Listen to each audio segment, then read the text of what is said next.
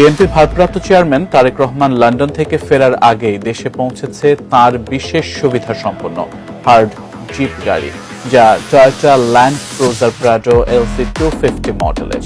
কিন্তু গাড়িটিতে কি এমন বিশেষ সুবিধা রয়েছে যা বিএনপির ভারপ্রাপ্ত চেয়ারম্যানের ব্যক্তিগত ব্যবহারের জন্য দেশে এসে পৌঁছালো? বিস্তারিত জানাচ্ছেন শিহাব ইসলাম।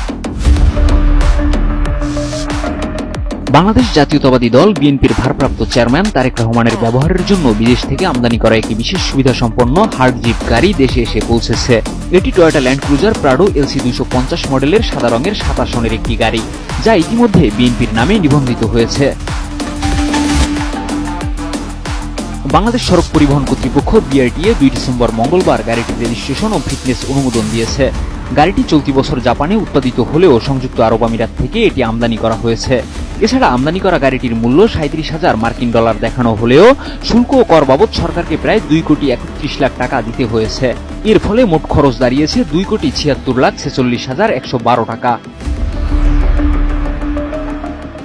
নতুন বাংলাদেশ গড়তে এলো জুলফিকার স্টিল। জুলফিকার স্টিল, ইস্পাত দৃঢ় অঙ্গীকার। বিআরটিএ সূত্রে জানা গেছে, গাড়িটি বিএনপির নামে নিবন্ধিত এবং ঠিকানা হিসেবে দলের কেন্দ্রীয় কার্যালয় নয়াপল্টনকে দেখানো হয়েছে। গাড়িটির রেজিস্ট্রেশন নম্বর হল ঢাকা মেট্রো ঘ 166528। এছাড়া বিল অব এন্ট্রির তথ্য মতে সাধারণ অবস্থায় গাড়িটির ওজন 2,790 কেজি এবং সর্বোচ্চ ওজন 3,085 কেজি।